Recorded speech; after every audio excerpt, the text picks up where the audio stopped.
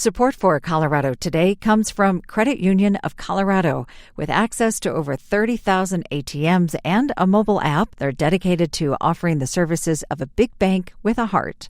Learn more at honestlygood.org. Support for Colorado Today comes from Safeway. Their pharmacists are here to help, offering a wide range of vaccines including flu, COVID, pneumonia, and RSV immunizations.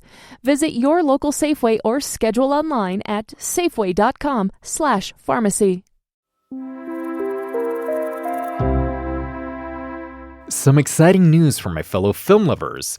IMAX and Cinemark are bringing a 70mm film projector to Colorado Springs, a first for all of Colorado.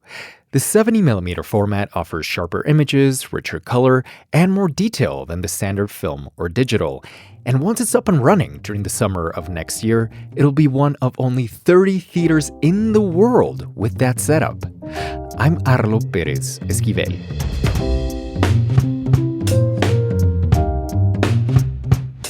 Coming up, a group of bystanders shot by a police officer were awarded millions of dollars.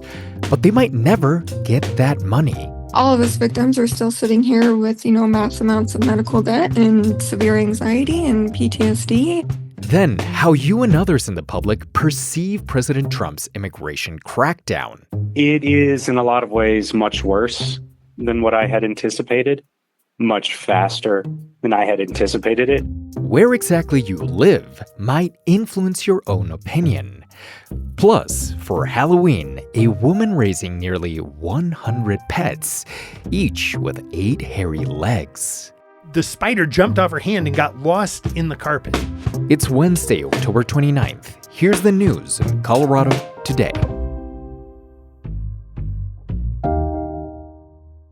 A group of bystanders shot by a Denver police officer have been trying for years to get accountability and compensation. Earlier this month, they were awarded $20 million by a jury. It was a huge relief for them, but CPR's Allison Cherry has been following up and learned they may never actually see the money.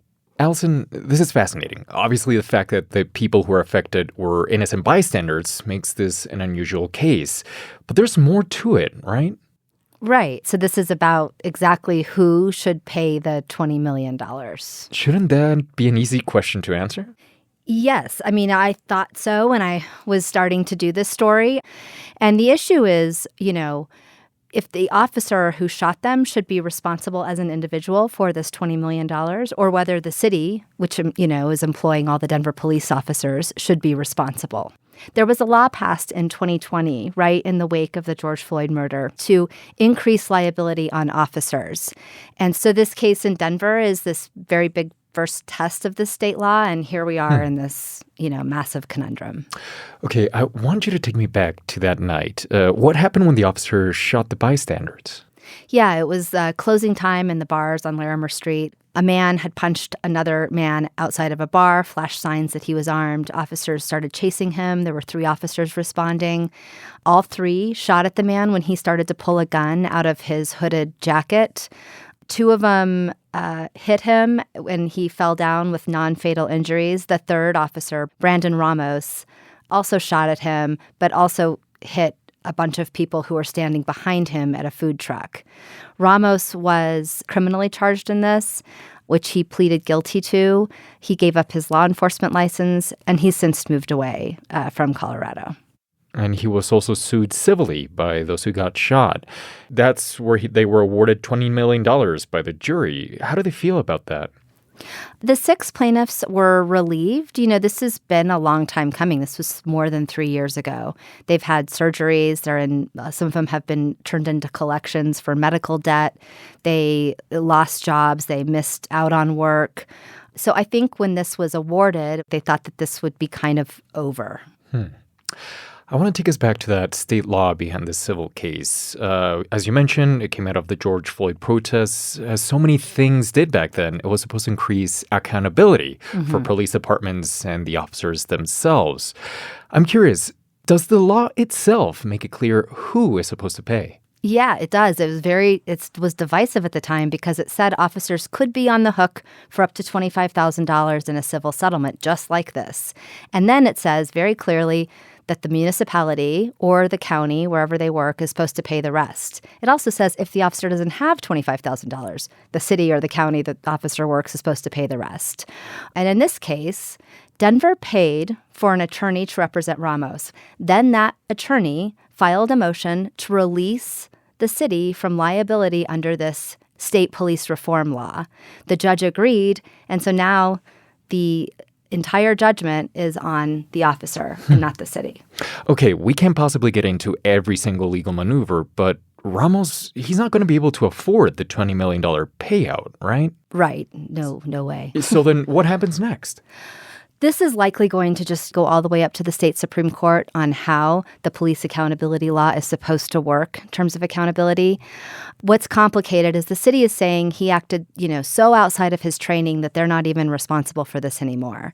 But he was clearly on the job doing this. He didn't just sort of go crazy and start shooting people. I mean, he was doing this because he was trying to stop a man who had a gun.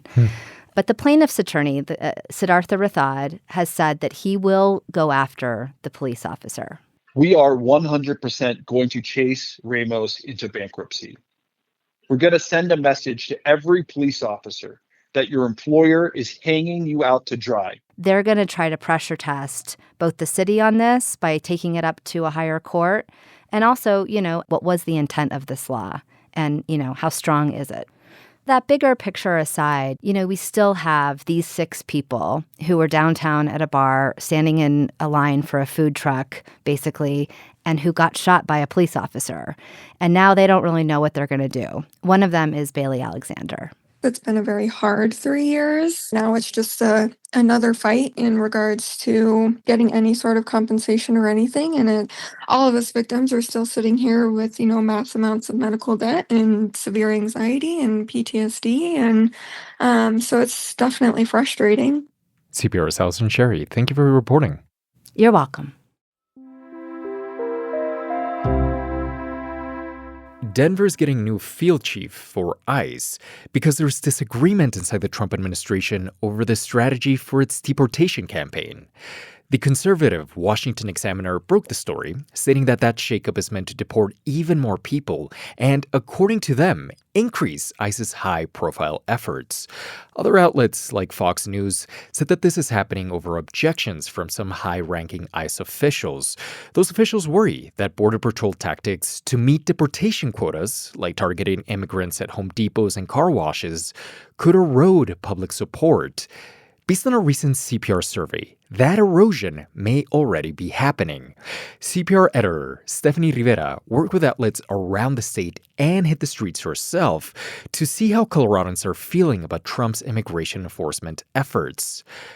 Steph, Trump won the office in part because he promised to crack down on immigration. Now that Coloradans are actually seeing what that crackdown entails, what do they tell you? So we heard from 400 survey respondents around the state. Mostly they were people who responded to a call out we made online.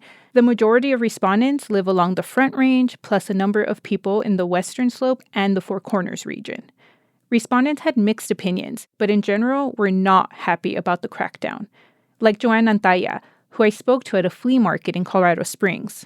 We do not care about our fellow man. So it's easy to put a wall up between here and Mexico.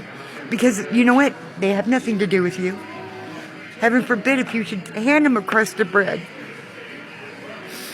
No, I'm not happy with my country. Some people said they support President Trump's immigration enforcement goals, but are not happy about how federal agents are carrying out those actions. For example, a man in Durango said that he gave border efforts an A+, but deporting criminals a C-. And even worse, he said the use of ICE deserves an F. Now, of course, this is one single survey, so how does it compare to other polls around the state?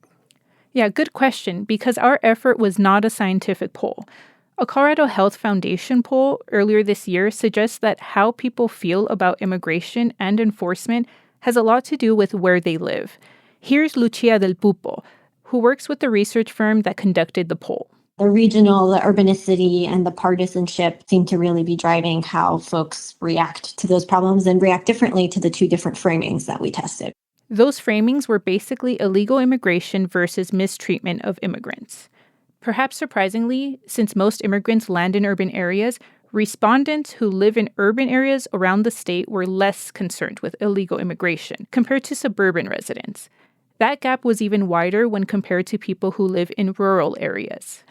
On the flip side, urban dwellers were much more likely to say the mistreatment of immigrants was, quote, extremely serious, compared to the suburban and rural counterparts. And you got to speak with these immigrants yourself, right? Yeah.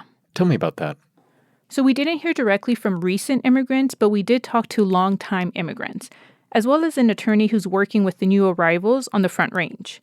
Nicholas Pierce is also a former Army Reserve member.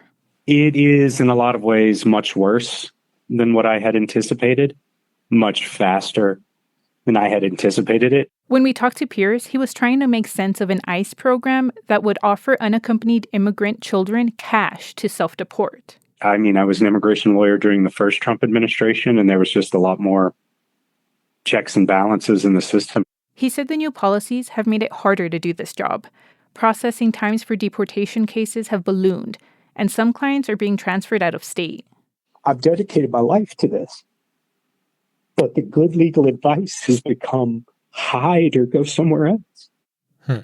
Now, even if you didn't get responses from recent immigrants, getting the perspective from longtime immigrants, that probably highlighted something, right? Yeah, we did hear from U.S. citizen Latinos who said they were scared but wanted to remain anonymous. Personally, though, I can speak to some of those fears.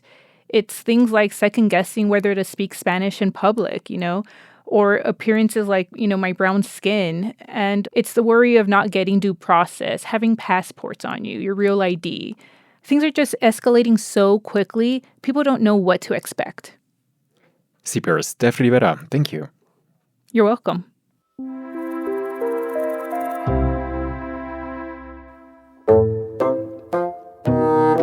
They're the type of creepy crawlies you'd expect to find in a haunted house. Oh my God. But in Victoria Chaffin's home in Denver, they're pets.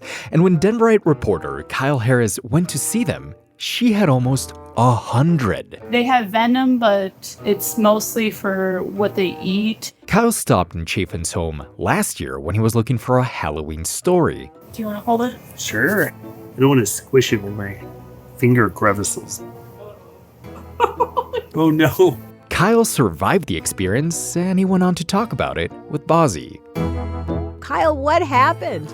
Okay, so Victoria Chaffin is this animal lover. She has a dog, she has a little frog, she even has a skink. A skink? Yeah, that's a type of lizard. Okay. A few months ago, she decided to buy 4 spiders. One of them started getting really big. I'm on Reddit and I posted a picture and they're like, you overfed her. And then some people are like, no, she's pregnant. That spider really was pregnant. And soon she laid 2 little egg sacs. Out of those nest-like sacs, 94 baby spiders appeared. From 4 spiders now to 98 that she's caring for. Yes. So Chaffin is raising this huge spider family. These are called jumping spiders, and they sell these in pet stores? Yeah, you can get them at the pet store. They're tiny. They've got these really big eyes. And they're a good intro spider because they're not toxic. They have big personalities, and they're also super cute. Cute is subjective, but I could see how a baby spider might be cute. What do you call a baby spider? You call them spiderlings. Spiderling. That is kind of cute.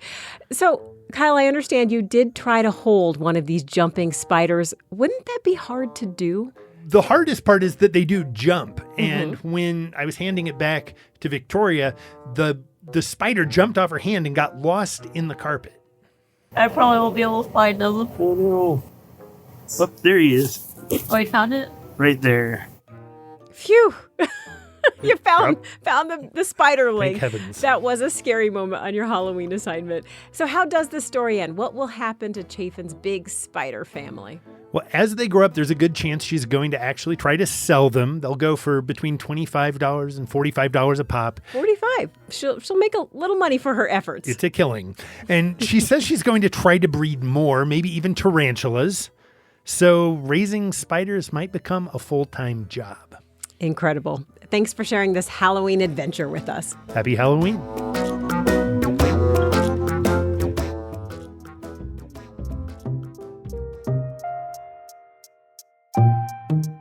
Additional reporting for today's show came from Colorado News collaborative partner Newsrooms. Follow Colorado Today in your podcast app, and if there's any movie that you're excited to see in 70mm, let me know which one and why. Our email is in our show notes. I'm Arlo Perez Esquivel. This is CPR News.